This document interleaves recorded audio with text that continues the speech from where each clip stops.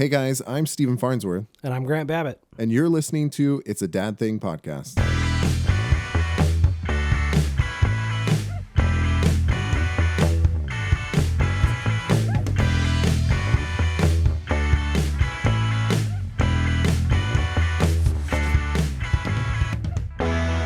Hey everyone, and welcome to It's a Dad Thing podcast. This is our third episode. And hey everyone.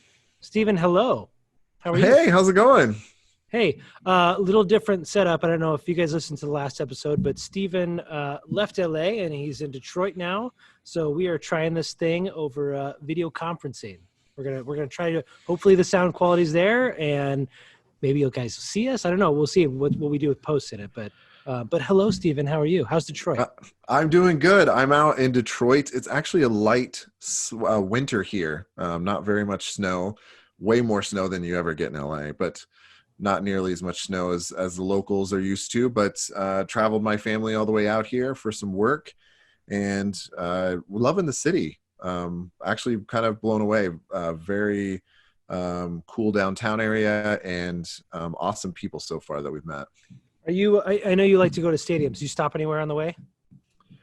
I haven't yet, but they're all like within the same square mile. So I'm gonna hopefully be able to see the trifecta, like a Detroit Pistons game, a Red Wings game, and then depending on how long I'm here for, there's the potential that I could see a Detroit Tigers game.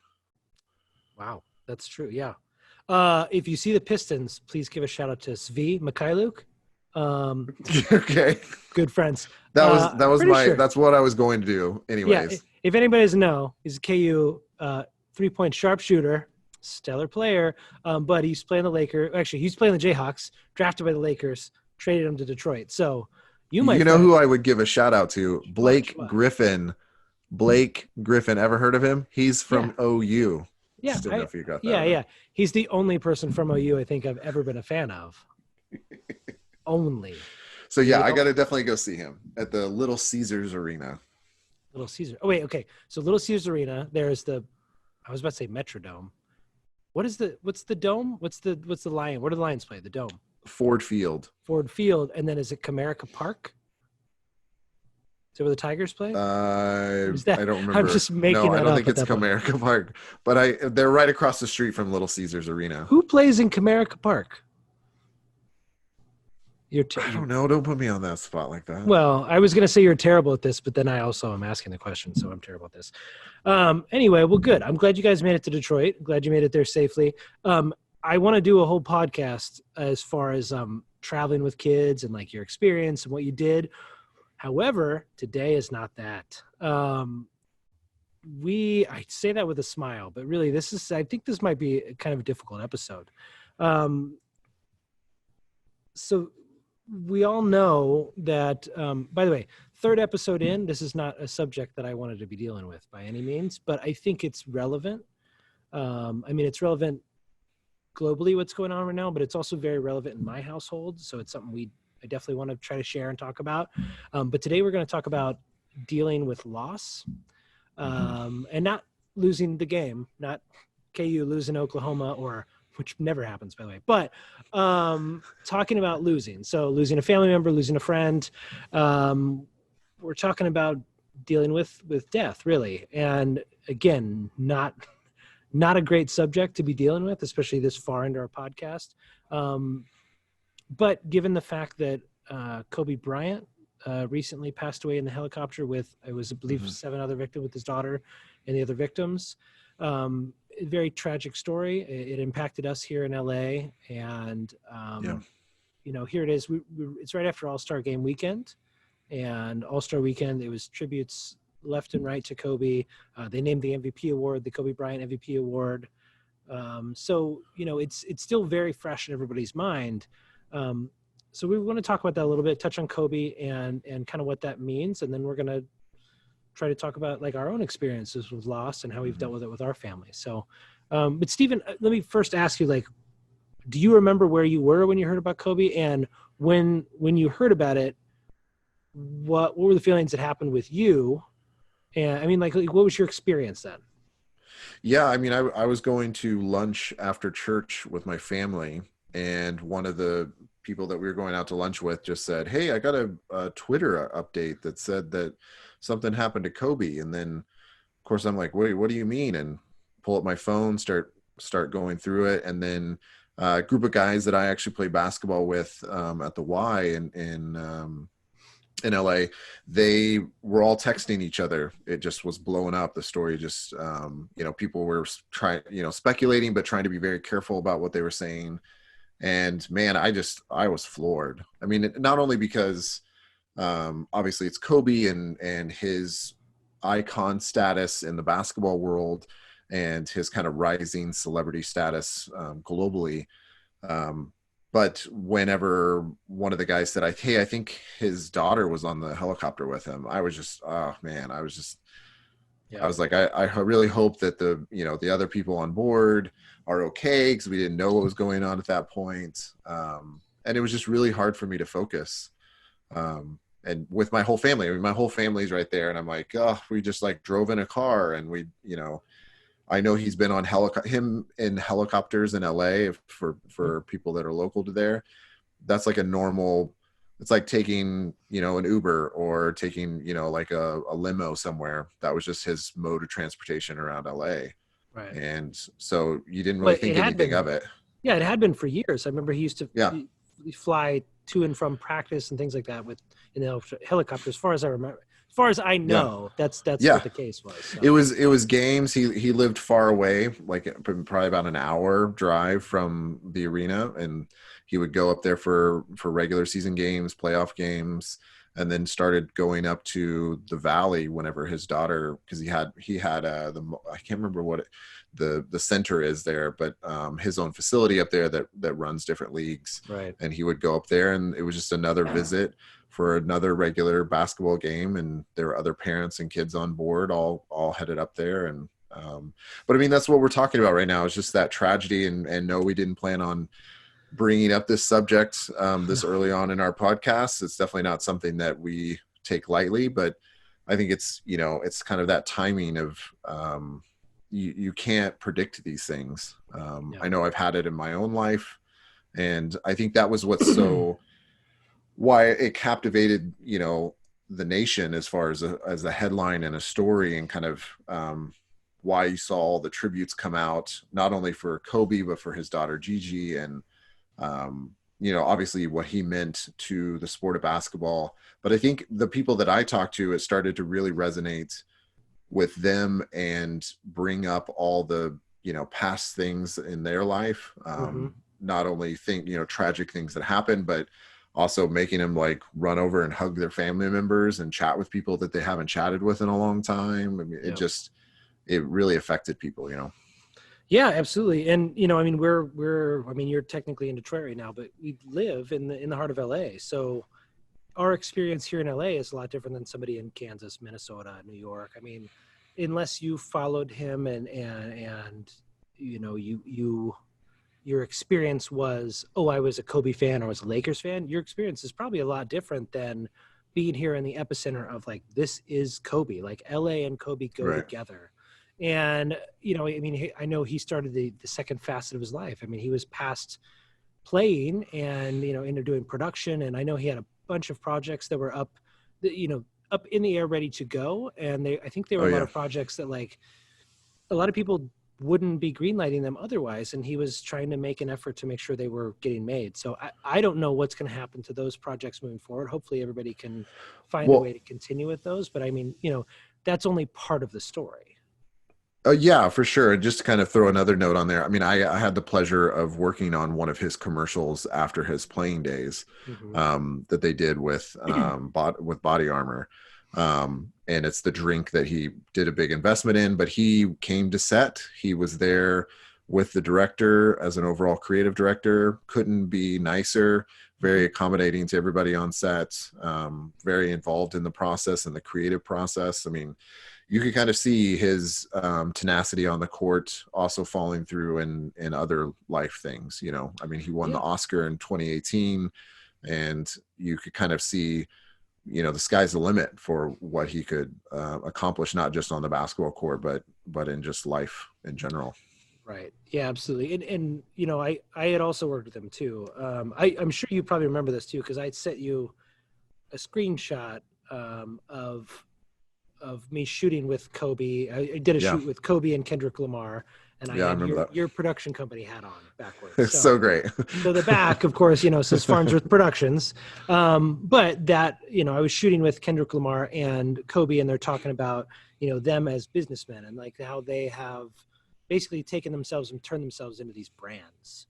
And, they're both very iconic men who've done great things, both positive, positive for not just their, whether it's music or basketball, but in elements outside of their things, their skills and their trades.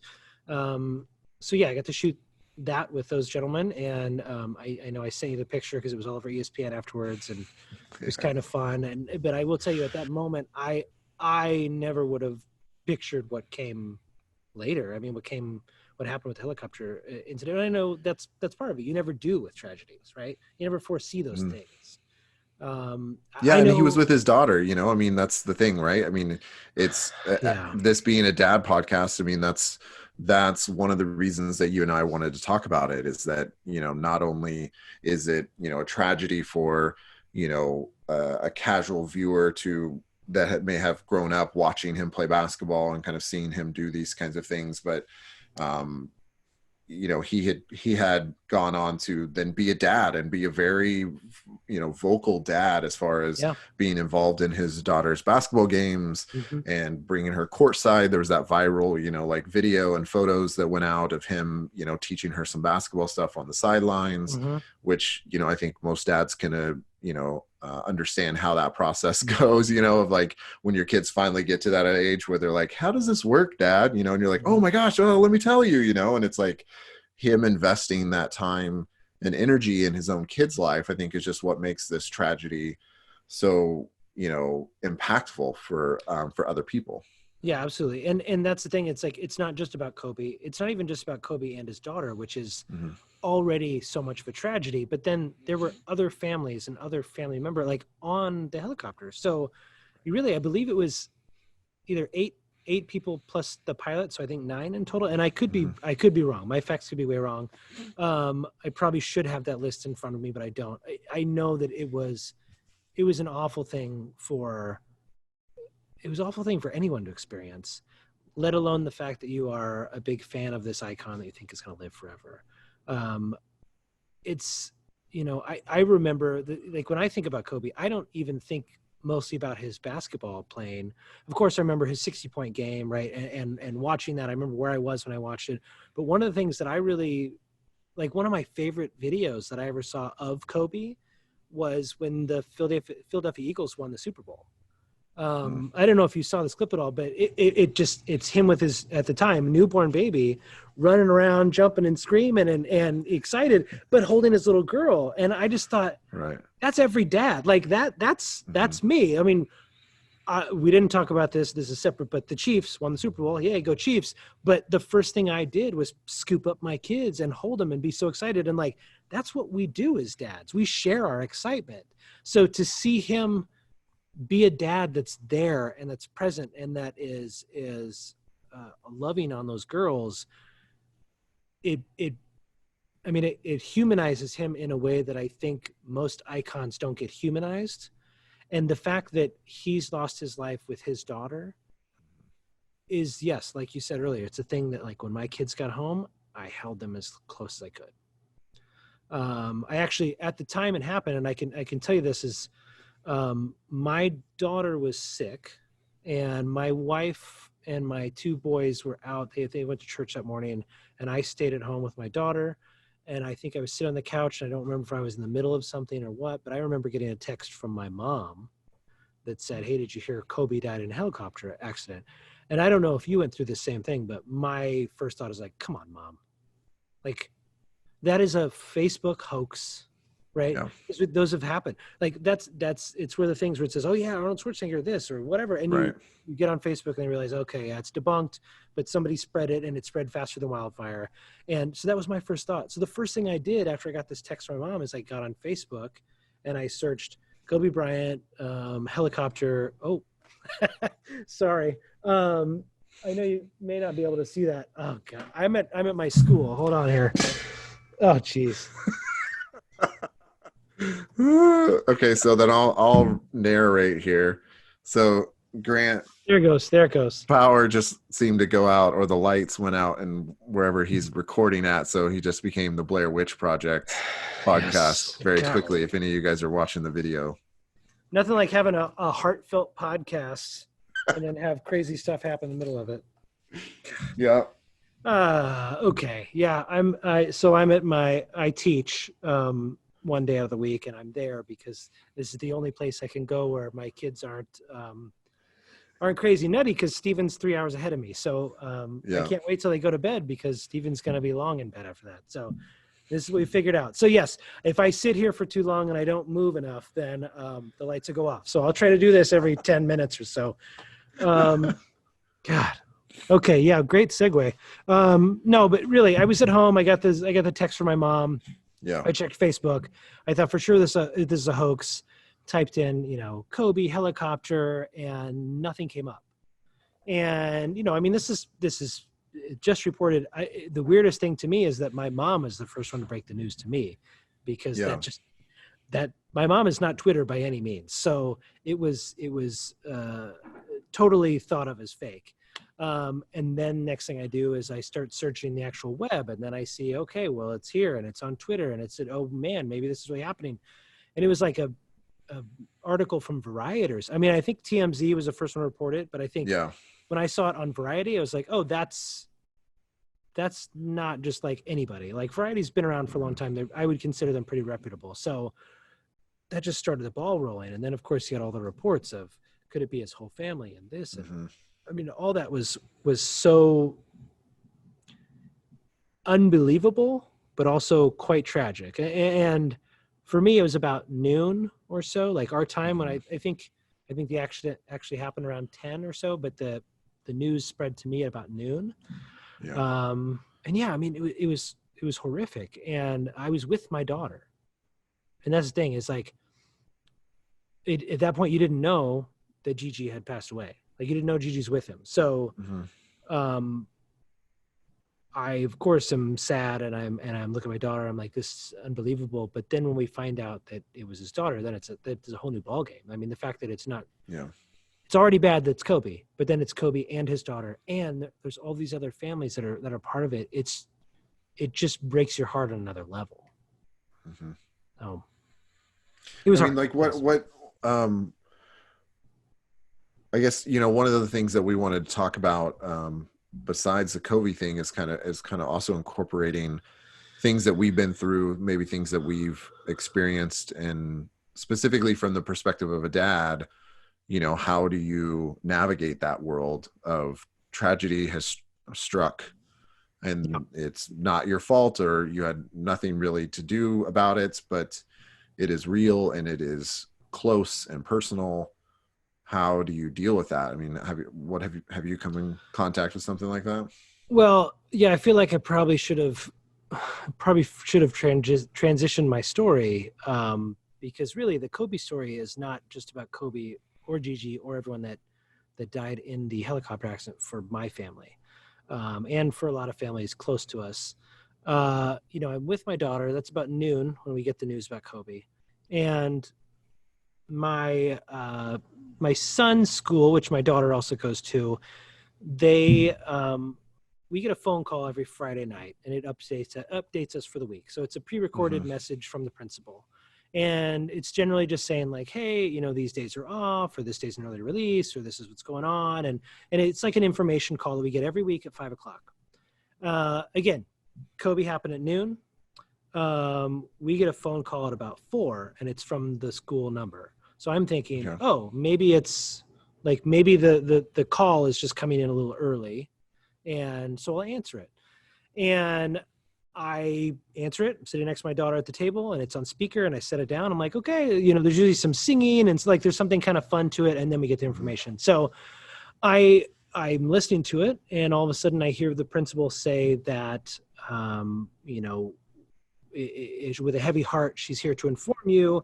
And in literally those matter of seconds, my mind goes all over the place because one, we just figured out we lost Kobe. But the other part of it too is that our particular, like the kids' school, it's an elementary school, but it's an art school. So they have all these brand new like art spaces. And so there's a theater and a dance room, and there's going to be an art space, and there's all these like really unique, interesting places. And we had these discussions for a long time of like, we'd like to name the spaces after someone that's like has some connection to where we live, and maybe it's, you know, or a celebrity that's in this field or whatever it could be. So literally in those few seconds of, you know, with a heavy heart, we inform you, my thought is, oh no, one of the spaces was going to be named after Kobe and he was going to be there for you know, the big unveiling. And so of course the tragedy is, you know, he's passed away. He's not going to be there. And that's affected our school. And of course that's terrible news. Instead, it wasn't that. It was informing us that one of my daughter's classmates in preschool, who is 3.5, not even 4 years old, had passed away from complications. Apparently she had passed away 2 days earlier from complications from some kind of medical procedure, and she didn't make it. And so immediately I'm sitting there on the phone, speakerphone. We'd just been hit by the Kobe news. And I think at this point we just found out about his daughter or that his daughter might have been there. And then on top of that, we get this news at 4:00 that one of my daughter's classmates has passed away. Now, I say that as a dad. I say that as a parent in the classroom, but I also say that as one of the people that, you know, the little girl had Down syndrome, and the thing is like, it's never a thing. Like, I don't know if you know many people with Down syndrome or any kind of disability, but there was nothing about her that said disability. She was literally like the light every day when we'd come in and see her. And I'd come in and see her and she would give me a hug and she'd smile. And it was like, hi, bye. Our little 2.5-year-old who would go to school with us, hi, bye. And every day, and we'd talk about play dates. And, you know, she was smaller than Grayson. So Grayson had a really fun time. Like, we gifted Grayson's clothes that she didn't fit anymore to her classmate. And it was really fun to like see her show up into school in her outfit and be like, I used to have that. And you're like, that's your clothes. So we had this like, close bond with her that not that any classmate losing a classmate is easy, but the fact that we had this like kind of unique bond with her where, you know, every day was like hello and bye and a hug and, you know, I mean, there was so much more than just like, it's just a classmate. Like, it is a preschool classmate and this classmate that feel like we're very close to. So, and my daughter's first reaction was, you know, she died. She's not alive. She's dead. And like seeing my little 4-year-old comprehend that, or at least say those words, it just like, I didn't know what to do. Like, I just didn't know what to do at that moment. And I've been through lots of loss myself. You know, I've lost, I personally, before I had kids, I lost friends. I lost multiple friends. I've been there when I've seen people take their last breaths. I've been the person to come back and find that person that's not alive. I mean, like, I've been through a lot of loss myself. It's not new to me, but the fact that my 4-year-old is experiencing it, it was a shock I hadn't really been through at that moment. Yeah, I mean, there's something to that fact of, you know, when something happens to you, versus this is affecting my child and I'm going to be there to support them, but I can't take that away from them. Yeah. You know, it's not a matter of I'm hungry. Okay, we'll go get some more food. Or I'm cold and need a jacket. Okay, well, let's go buy a jacket. You know, Yeah. this is something that, you know, I mean, you just don't know what to do with, you know? I mean, I remember when Sarah's mom passed away, and I remember because I wasn't in the same city as they were. I They were remember it traveling. too. Yeah. Yeah, they were traveling across the country. Yeah. And, you know, she gives me this phone call in the middle of the night. And I mean, it's just something you know, you don't want to hear, you Yeah. know, and you can tell right away something is very wrong. And so, you know, I hop on a flight within, you know, a handful of hours. I fly to Dallas to meet up with them. And I remember sitting Peyton and Carter down. They probably don't remember it now. You know, maybe they do, but I remember this. How old were they? That was just 3 years ago. So they were 6 and 4, but I think that they were more like 6 and 3. It was like kind of a weird, you know, like right in between birthdays and stuff. But I remember sitting them on the back of a car because we were at the airport and talking to them about, hey, this person that you just spent an entire weekend with, and you saw them, you know, 18 hours before that and said goodbye, they're no longer with us. And, you know, obviously it doesn't sink in for them right away, but obviously Sarah and I are just, you know, going through our own emotions of it and going through our own grieving process. And then when it hits the kids and they start to kind of understand it and start to kind of ask questions and start to go through their own grieving process, it's just, it's brutal, man. I mean, it's just, there's just only so much you can say. There's only so much you want to promise them right away. It's like you're like, no, this is going to be okay. And, you know, and you're trying to kind of like garner up these like promises that are going to make it all better. And sometimes you just need to sit in it. I mean, like for me, like my question for you, it really is just, what do you do in that position, you know, where it's like your daughter obviously has some kind of relationship with this person. Now she's going to show up and that person's not going to be physically there. It's going to be very apparent that she's not there. You know, how do you handle that? Right. Yeah. Well, it's different. It's different for us too, also with each kid, because, you know, my daughter's 4 now. She's about to turn 5 next month. And I think the way she's wired, and I'm trying to figure out if this is the way she's wired, or if it's just because she's younger and maybe doesn't grasp it yet. But I don't think she likes to show her emotions. And the reason why I'm assuming that is because she doesn't like goodbyes, right? When I say goodbye, she'd much rather leave the room than say goodbye. And she's just always been that way, which is a big contrast to my older son, where, you know, you're leaving and he is all over you saying goodbye 20 times, which, you know, which is completely different. So with my daughter in that situation, I will tell you, we try to talk to them like they are small adults, which probably is not always easy, but I think it's been one of our things we've tried to do ever since, like Avery, our first child, ever since he was little. We've tried to talk to him and not so much not sugarcoat, but not speak down to him. Because like, for instance, when we're talking to my daughter, you know, she had to go to school Monday and they talked about it as well in her class. And, you know, I mean, it was some of the kids going, well, you know, this person died. And, you know, there's a part of you that thinks when you hear them talk like that sounds so cold. But the other part of it, it's the same as when my kids come up to me and say, Daddy, you're fat. they're not doing that because they're being mean.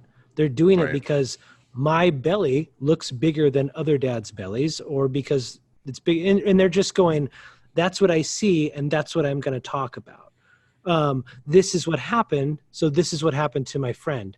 And it's not, it's a difficult situation because, emotionally, and the depth that they have emotionally, they may not fully understand it, may not grasp it. And part of me wishes that they can't, and wishes that they don't. Because, with Grayson's classmate, that was hard. And it seemed it was like harder on my wife and I, just because we understood the gravity of the situation and kept thinking about Yeah. our parents and what they're going through. And that's heartbreaking. I mean, that is truly, truly heartbreaking. So that's how we deal with my daughter. We let her talk about it, but she doesn't want to talk about it. So we kind of play that game of, this is what happened and this is what this means. And you won't see her, but she's okay. And trying to speak those words where, you say that, and then it seems like sometimes at the end of it, and she may go, okay, can I watch a show? And you're just like, I don't know how much of that you got, or if you're just blocking it out because you don't want to talk about it. Now my son, on the other hand, who's a little bit older, he's 6, about to be 7. He had, of course, a different experience. He knew the classmate a little bit, but not like we did. So different effects on him. But a couple years earlier, he had a friend, Philip, who Yeah. Philip was. I mean, he's 60 plus years old, but he was just a guy who lived in our neighborhood. And every day we'd walk over to the grocery store, or we'd walk to the post office, or wherever, because we live in a very walkable place. So when we'd walk anywhere, we'd see Philip. And every day he would say to Avery, hey, cool cat, hey, cool cat. And he knew Avery since he was really little. I mean, this is this man in the neighborhood who, he'd say hi. And, I mean, he was just a guy who was around, and we were just that family with kids that were just always around. And so he became a friend, and Avery told us, no, he's my friend, Dad.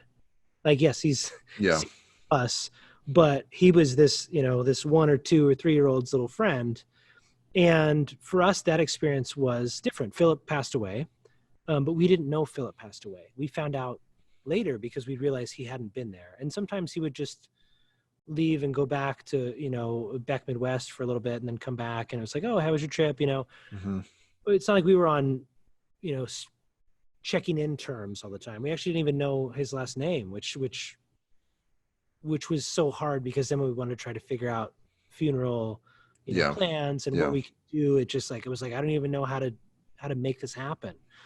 So what we found out is that he had a heart attack and had passed away. And I think we ended up finding out from, like, I don't know if you're familiar with the Nextdoor app, but it just kind of tells you what's going on in your neighborhood. And we found out from a posting on there, which was heartbreaking. And after reading about it, and they had like a get together in the community, I wasn't able to go because I was stuck at work and couldn't get there. But I tried to chime in as much as I could within the group, and got all the information I could, and I shared it with Avery, and we let him know that Philip had passed away. And the thing that was hard, like you were talking about, how with your mother-in-law, your kids were just with her, right? Just with her. So we found out right before Philip died that it was his birthday. And so I was putting one of the kids in the car, and I said, oh, hey, happy birthday. And I said, the kids wanted to sing happy birthday to you. They're inside. They'll be out in a little bit. And he said, oh, I got to go. Sing it to me tomorrow, right? When I see you tomorrow or the next day. And we never saw him again. And that was one thing that always stuck with my kids, that they never got to sing him happy birthday. And we just never saw him again. They missed it. They missed it when they could have even said bye to him that day. And so when we ended up talking to my son, I remember him being in bed, and we started talking about it. And you could tell the moment that when he really understood that Philip wasn't there anymore, because you could ask questions, and he was curious about it. And then he would say, but so he's in heaven? And, yes, he's in heaven, and he's but you can speak to him whenever you want. It was whatever you can say at that moment to try to like kind of help him feel comfortable. For us, that was what Right. we spoke about. He's in heaven and you can talk to him whenever you want, because this is what my parents told me about loss when I was a kid. So this is what we passed on. And so we told him he can talk to Philip whenever he wants, and that sometimes he's just there. And if he's in your dream, you can speak to him then, and you can talk to him and you can say hi, but otherwise we won't see him when we're out walking around. And 4 years. And this is when my son was 4 years old, maybe 3, even 4 years old. Now he's about to turn 7. He still talks about him every once in a while. I mean, hey, yeah, oh, I saw Philip today, or he was in my dream, or, oh, I was thinking about him. So he added him to my prayers. And it's so sweet, but it also, it's hard for me as a dad knowing that like, he's carrying that around with him, that he's lost someone that is close to him. And that's not even, that's a friend. It's not even like grandparents, mom, dad, like it's not a family member either. So it's like, not that loss is measured by how close you are, but the fact that like, this is someone that we only knew in passing, as opposed to like someone who's in our life. Well, he's in our life every day, but someone who's in our life in a family capacity, it's heartbreaking to understand that. So I don't know what the correct answer is, but I can tell you that what we've tried to do is when the kids ask questions, we answer them. And I try really hard not to totally make something up or turn my back away from it, because they deserve that in my eyes, because they are going through their own grieving process. And even though they might not understand it, we may not understand it. What we have to do as dads or as parents is just be there for them and let them know that they're not alone. So when they do wake up in the middle of the night crying and they don't understand why, and they say, I miss this person, or I miss this, whatever, we just have to listen. And that's what I think. Yeah. And I think that's a great point. I think, not avoiding it, not deflecting it is really hard to do in the moment. It's easy to say now, but it's really hard in the moment when you're like doing some normal task and out of nowhere, a question or a comment or something comes in that shows that, they're grieving or they're thinking about that person or that event or whatever happened. It's really easy to be like, oh, we'll talk about it later. We'll do something different to try to kind of push it off. But if you can lean into that and take a moment and answer the question or be there. And even sometimes the answer is, I don't know, I'm not sure, but to stand in that moment and say that and give some kind of support to a child is super helpful. I mean, that's what I think has helped us through the process, is not being scared to say you don't know, but also not being scared to say like, yeah, I'm hurting too. And this really sucks. Like, this is not good.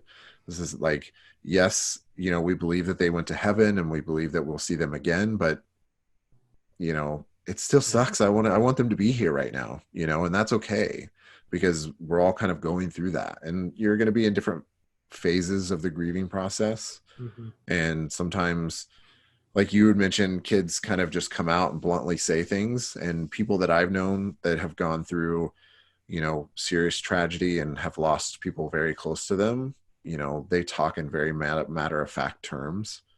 And sometimes it scares other people away and makes them feel uncomfortable, but being able to talk about it is the biggest thing. And I think, going back to you and I were bringing up this whole conversation to begin with, was just not a lot of dads that I know really talk about any of this kind of stuff, or even say like, hey, like, I'm struggling because either, you lost somebody close, or, your wife or your spouse, or like you were saying, a classmate of a child that maybe you didn't know like super close, but maybe your kid did, like there's all kinds of different scenarios.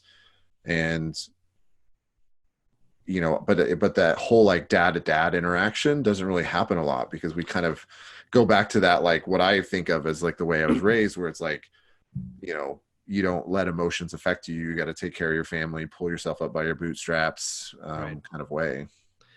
Yeah, and I definitely agree with you, and I also think it's a people don't like to talk about it in general too. I mean, let alone dads, because dads are supposed to be tough, right? And supposed to be Right. strong and tough, and I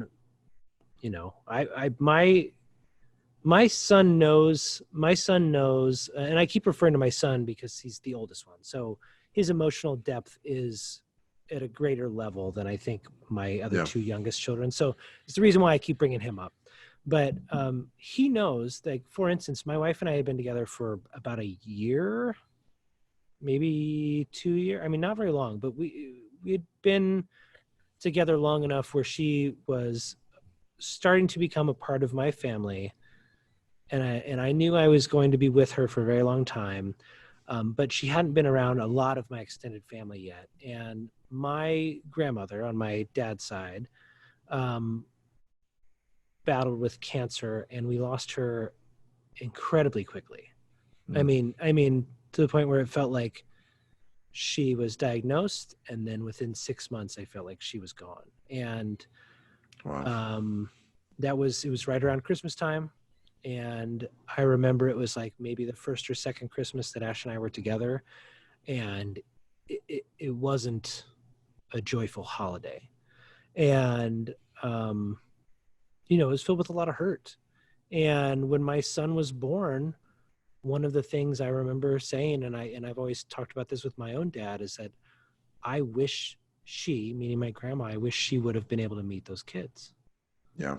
Um, I just picture what it could have been like, and how much love she could have given, and really how much shit she could have given them, because I mean, she was a firecracker. She used to be a parole Yeah. officer. So like, she didn't take crap from anyone. And that was a personality in my life that was very strong. Um, and I was affected greatly by her death, and it hurt a lot. And my son now, right, many years later, just recently, within the past few months, I think we were talking about her, and he asked about her, and he said, I know she loves you, and I know she loves me, and I know that she would like, she would like to hang out with us. Like, she would like to be here, but Yeah. she's here in your heart, Dad, and she's in my heart. And I mean, like, he's never even met her. And here he is, knowing that I have such a love for this person. And we've talked about her, I guess, so much that he is like, understands that the loss that I've experienced is something that affects generations, and it affects Right. him. And so he knows it's okay to hurt. And um, I mean, I will tell you, part of the reason we're talking about this is recent events that we've experienced, but you know, my own family has dealt with loss within just a few days from Hmm. today. This is the first day. And yes, I got out of home. I got out of my house, and I came and taught my class, and now we're talking. And it's a little different because I'm not around my home environment. But we lost our family dog, and I know this may be a strange subject to transition to, because we're talking about losing humans and losing family members. Um, but you've lost dogs as well with Hmm. your kids and your family, and Yep. um, you know, this is honestly the first day I've been out of the house that I haven't been periodically crying uncontrollably. And Hmm. I may get in my car and go home and do that on the way home. I don't know. But my dog, her name was Elliot, and she was 15 years old when I got her at 8 months old, and she has been in my life longer than my own wife has. Hmm. So, when we talk about her as a family member, and she's a sister to her brothers and her sister, right? Like that's how we've always talked about her in our family. And Avery has always reminded us that when we say we're a family of 5, no, Dad, we're a family of 6.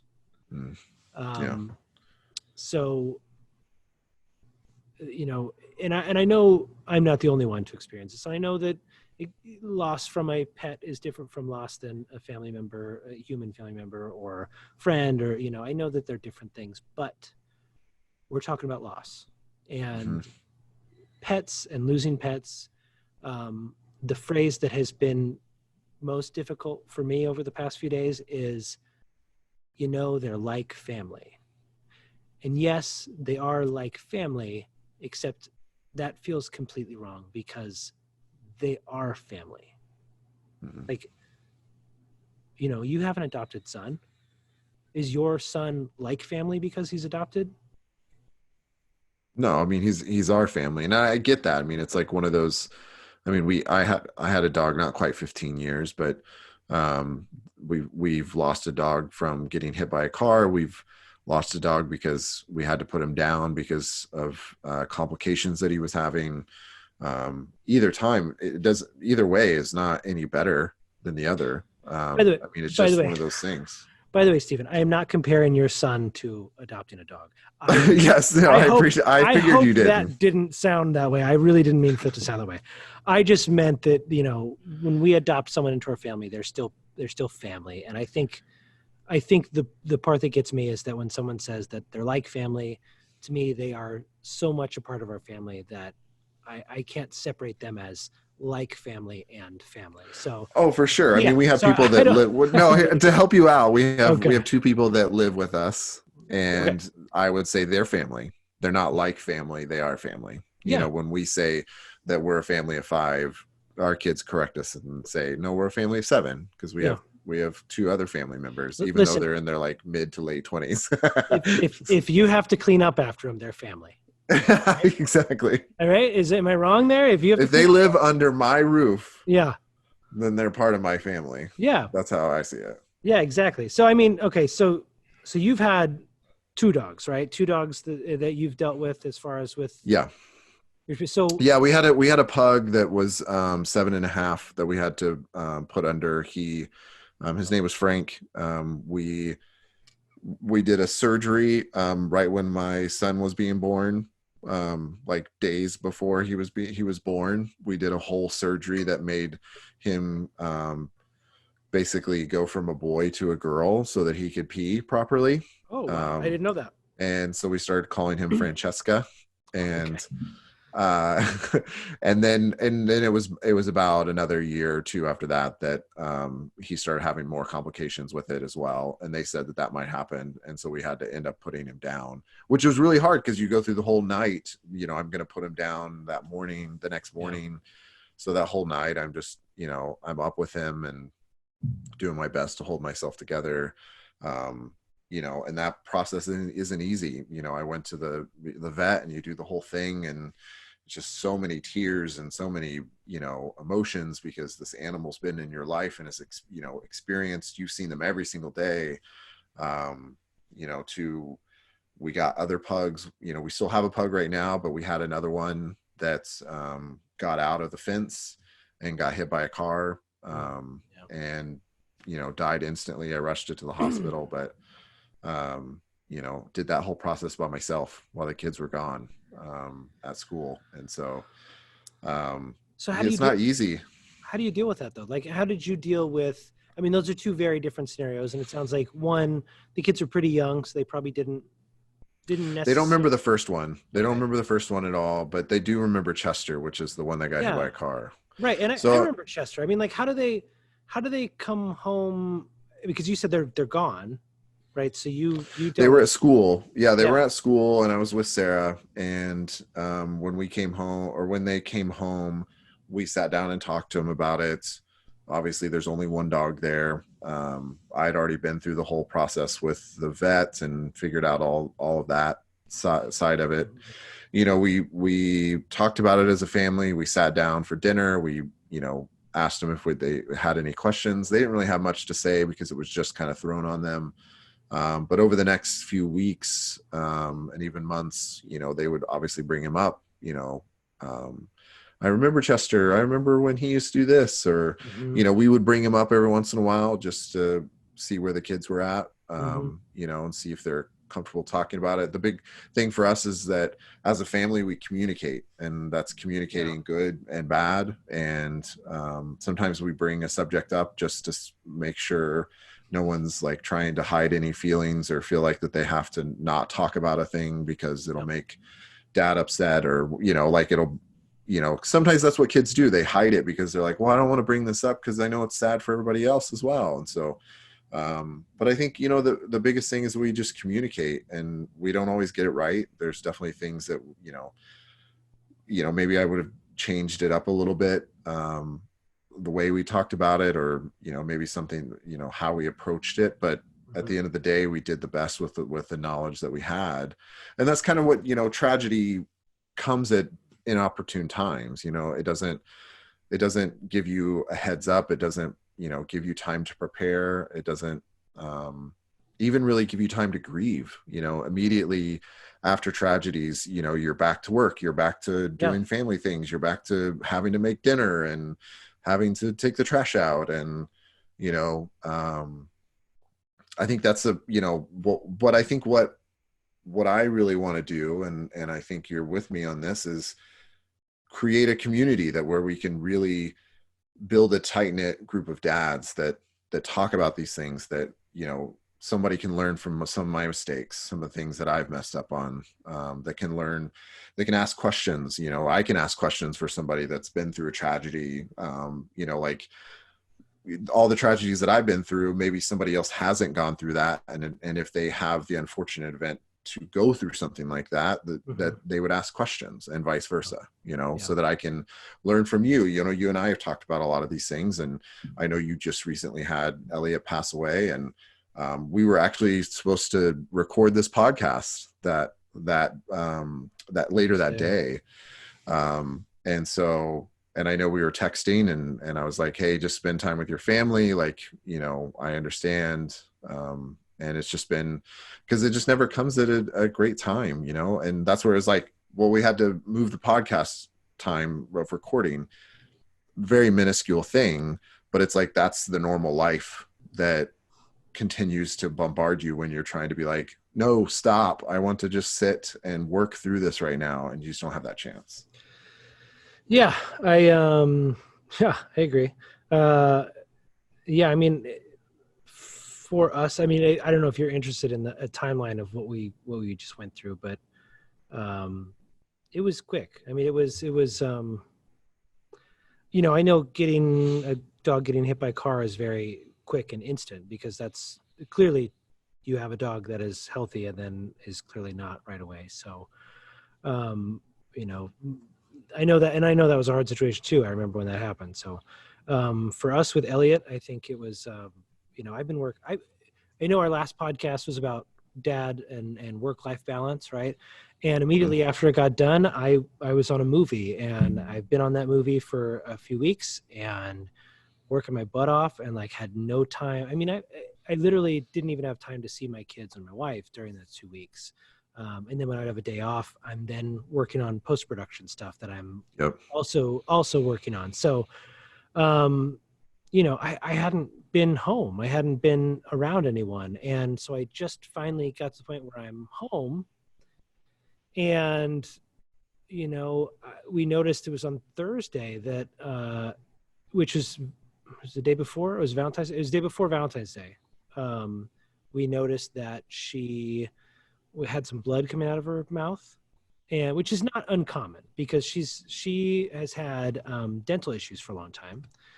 And so she had gums, which it looked like her gums were growing over her teeth. And I figured she probably bit them, and, it created some blood. And we figured that's probably what happened.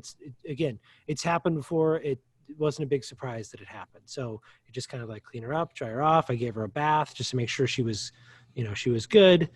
And then we noticed kind of midday, near the end of the day, like, she seems to be bleeding, but it's like it didn't let up. It's like it almost is more now.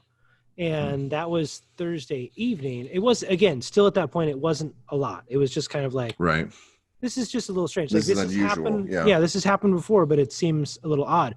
And our vet was closed. And we had a friend that works at a vet that's literally next door to us that we had already went to another, there went the lights again. We had already went to another vet before. I'm going to see if I can turn the lights on. I'm sorry. There we go. All right. There we go. I got to time that, figure out how long that takes. But anyway, we had gone to we asked our friend. We basically texted a friend of ours who works at the vet right next door and said, hey, this is happening. Does it seem like something we should go into the emergency clinic or not?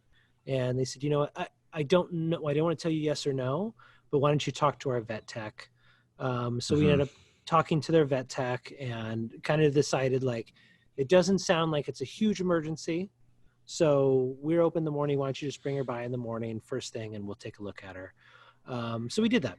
We just made sure we cleaned up any blood that was going on and just watched her and took care of her.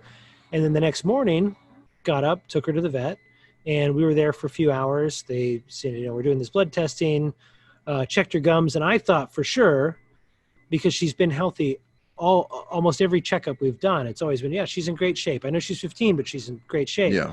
Yeah. And they said, she has this bruising on her gums and it's very weird. Did she get a hold of rat poison?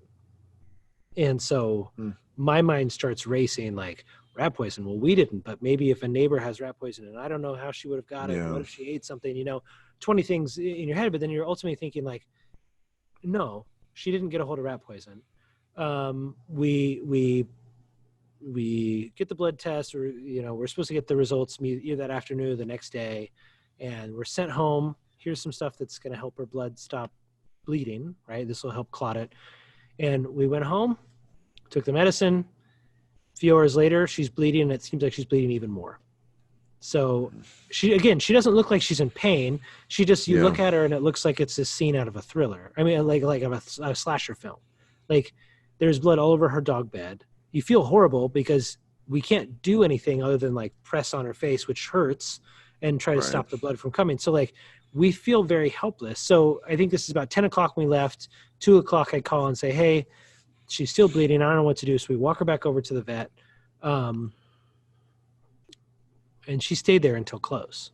And literally at close, like at 6 o'clock, they asked me, they said, go ahead and go on home. We'll keep monitoring her and then we'll call you in a little bit and you can pick her up. At the time they said, we'll see you in about 10, 15 minutes. And 2 hours later, I got the phone call. I need to come talk to the doctor. We found out she had an autoimmune disease, which apparently happened to our family dog before. And I just may have blocked out exactly what she experienced, like our family dog before when I was growing up. And so I heard she had an autoimmune disease and it sounded like she had some months to go at least. The idea was she was going to go on some steroids and we'd monitor over the next 48 hours and we'll see how it goes. Now that was on Friday evening, about 6 o'clock. Took her home, monitored her, gave her all the medicine that she was supposed to have. The next morning, still bleeding, but not quite as much. So we're thinking, okay, this the medicine that's supposed to help you stop bleeding is working. That morning, it was like any other morning to me because the kids got up, they went and did something and I had some work to do. So I sat and I was there and my dog was there and I sat and I worked my computer.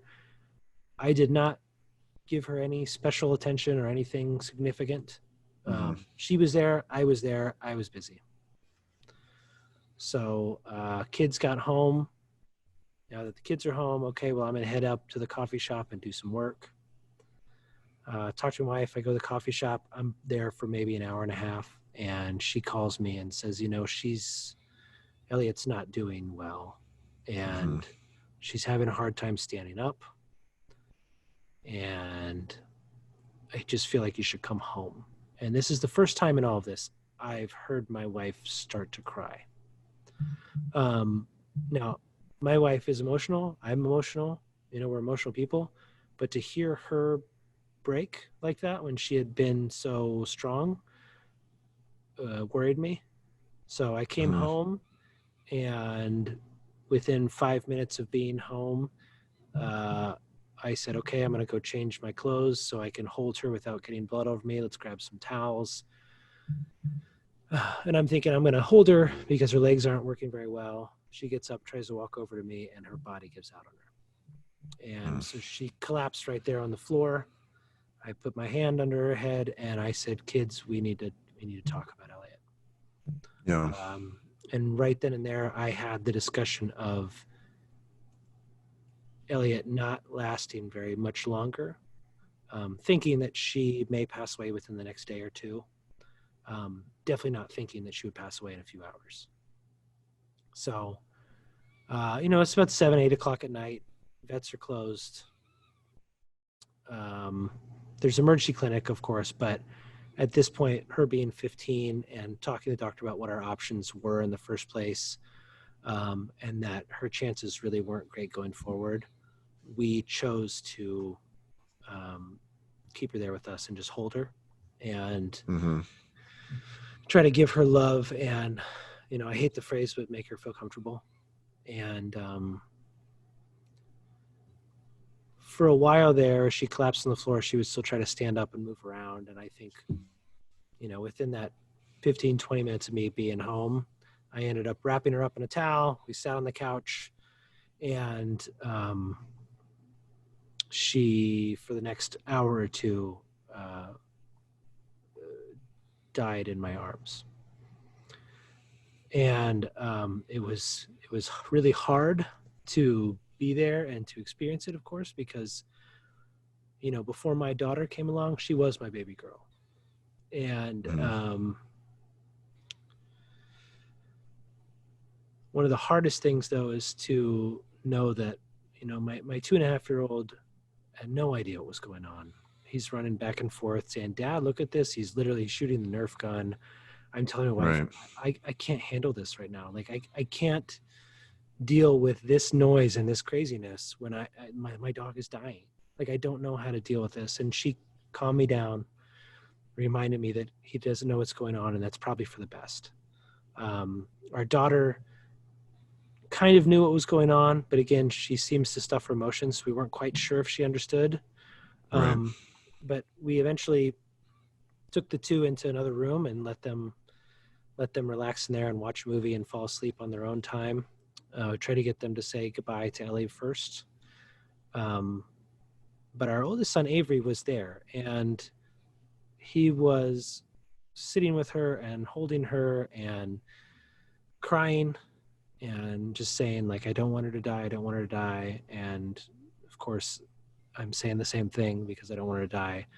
Um, at this point, we're just trying to monitor and make sure she is not in pain as much as we can. We got out a stethoscope so I could try to listen to her heartbeat. So it had slowed down greatly.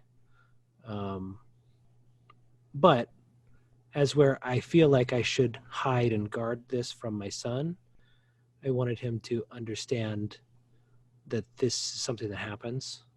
And I Mhm. will say I'm very thankful we didn't have to make the decision to put her down or not. Um, and I hope what we did was the best thing. I really questioned it as soon as she had passed away. I immediately started with the what ifs. I've Mhm. talked to a couple of vets since then, and they've said exactly what we did is what they would have done. And so I feel a little bit of peace with it, but of course, the question's always there. Right. Um, but my experience after that is about 10 o'clock. She took her last breath, and I didn't move from that couch until at least midnight because she laid on my lap, and it just felt like she was taking a nap. And that kind of loss, that kind of hurt, that kind of pain. Um,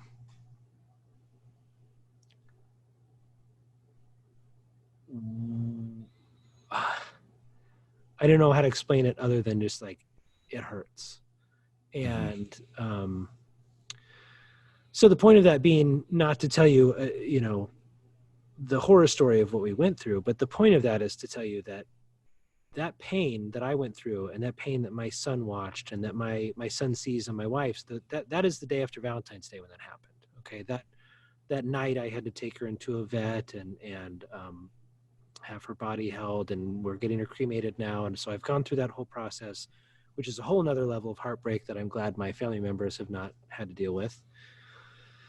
But that being said, I just sometimes cry. And it's simple things like the kids drop food on the ground and I see them get down and get food themselves instead of the dog coming to get it. Right. Seems minute. Those simple reminders. Yeah. Yeah. But that's the thing that, like, I was on the couch and my family was having dinner. I was going to have dinner and I said, I just need a minute. And I laid on the couch and I just started crying and I couldn't stop. And Avery came over and put his hand on me and said, Dad, are you seeing those pictures? Which meant, because I told him that I'm not, he told me when I'm sad, I can look through my phone and look at pictures of Elliot, which is very sweet of him to say. Yeah, that's sweet. But I let him know that I had pictures in my heart, in my memories, and I sometimes just look at those. So when I was crying, he came over and put his hand on me and said, are you looking at those pictures? And I said, yes, I am. And I love you. Thank you. And he laid down with me. We just held each other. And I'm trying to, the only thing I can do as a parent, as a dad, I say, one, as a dad, and you being sons, right? It's okay for daughters to feel emotions. And we understand that because they're women, and the stigma that comes with that is that women are emotional, correct?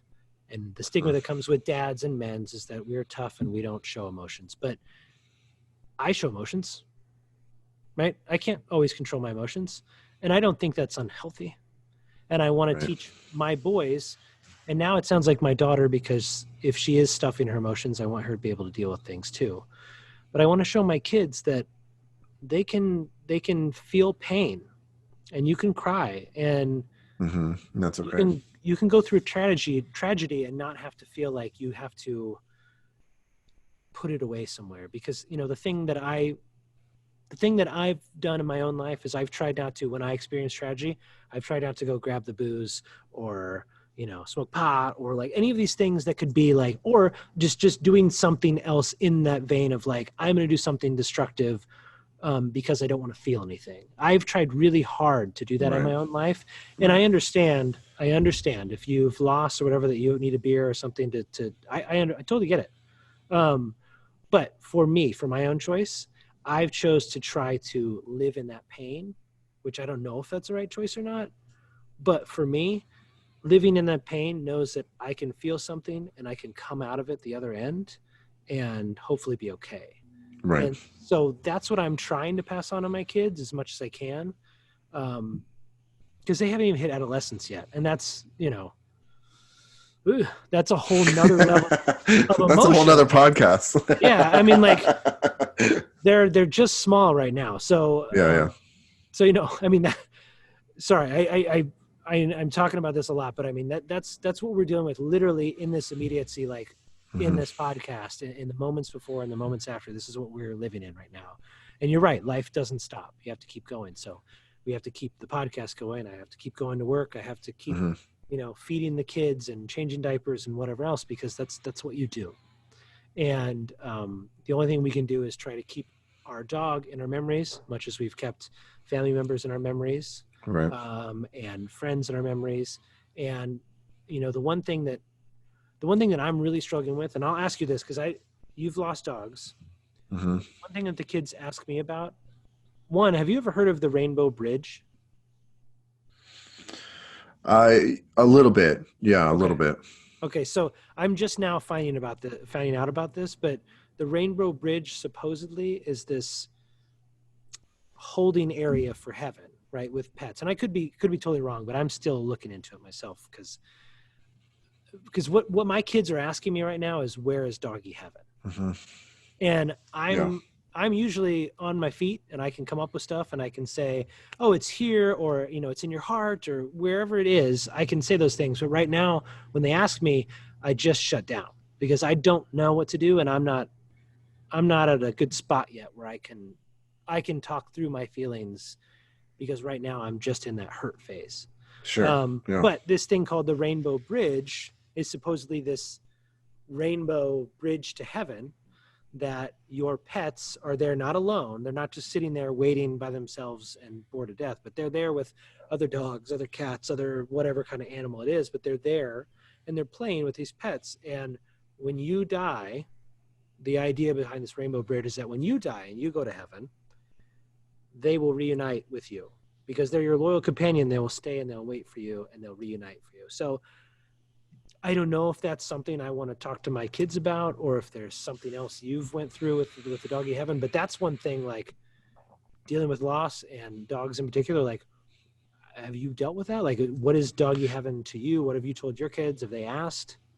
Yeah, I mean, they haven't really asked about doggy heaven, and I don't think in particular we haven't really talked about that specifically, but you know, we've talked about they're no longer with us, but they're in your heart and they're in your memories, and we can honor them in different ways, you know, through pictures and through drawings. And you know, we've named different stuffed animals, you know, after them, and kept them alive through different memories throughout our time. And I think that's part of the grieving process, and part of the, you know, my kids are young, you know, and so sometimes when they're young, time goes quickly, and heals a lot of those kind of things where they don't necessarily bring it up.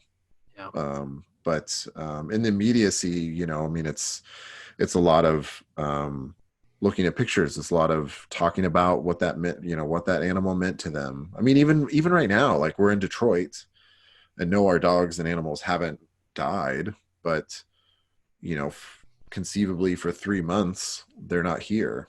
Right. And so the dog and cat that we have at home, you know, there are constant reminders. You know, the cat usually sleeps with one of my boys, you know, on his bunk bed.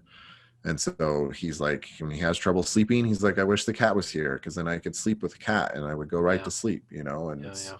we joke about when, like you were saying, when somebody drops something on the floor, we're like, where's the dog at?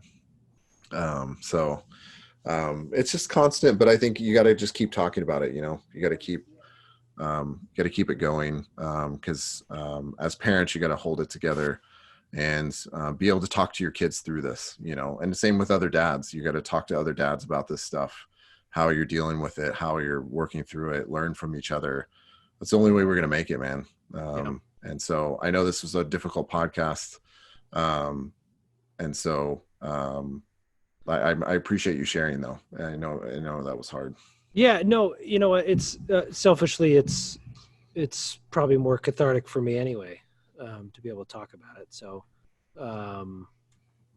you know, it's, you know, we talked about at the beginning that nobody really likes to talk about death, and nobody likes to talk about loss. And you can see, because what do you say when you see somebody who's lost somebody? I'm sorry about your loss. And Right. then sometimes it's kind of like, I'm sorry for your loss. You know, you're kind of like, I don't know what to say anymore. I feel bad for you, but I'm not where you are. So all you can say is sorry. All you can say is my condolences. And, you know, I wish there was something more. I'm sure there is, but it's hard for us, not only as dads to talk to each other about it, but as people. Death is not an easy thing. It's not an easy thing by any means. And I know you and I are not the only people who have experienced this kind of loss, whether it be pets or people or you know, any other type of loss you could have. It's not easy. One, I appreciate you talking about this topic with me, because we're only 3 episodes in, right? This is a brand new podcast, and I did not mean to bring the energy down. That was never my intention. I would love to do more like fun, funny, great stories. Like that stuff is super fun. And I love doing that. I love talking about that. But this is not only is it cathartic for me, but it's also a really important topic, because it doesn't go away. You know, everybody deals with this. So hopefully between you and I talking about this, hopefully we can help somebody that's out there who's either dealing with a loss, or hopefully can prepare you for the future. You know, I'm in it right now, and I will tell you, it feels like between Kobe and my daughter's classmate and now our dog, I feel like I can't get away from it right now, just in the past few weeks. And that part of it is the part that I think is really just a kick to the face. Like, I'm ready for this part to be over. I'm ready to stop losing people around me. I know that never stops, but if I could get a little break, that'd be great. Because it's not great, and it's hard to deal with that and talk to the family about it. And everybody who has been lost, they're loved. And I'm rambling now because I'm like, I feel this hurt, I feel this pain, and I don't know where to go with it. And I wish I could be more helpful, but I myself, it's a hard time right now. So any of you dads that are out there, I would say, like, if first of all, if anyone knows about Doggy Heaven and what you've said to your kids, please feel free to send us a tweet, an email, like any of this stuff. Like, I hate that I'm not plugging our socials now, but if you do, reach out to our Instagram or our Twitter. There's even a Gmail account that's It's a Dad Podcast. So search any of those, find them. If you can answer that question for me, that actually will help me a lot, because I'm trying to work that out now with my kids. So, but yeah, for any of you dads that are out there, this isn't easy. This is not easy. And I don't know that it ever gets easier, but if we have the tools to deal with it and to be able to communicate with our family, it may be a little more palatable. Right.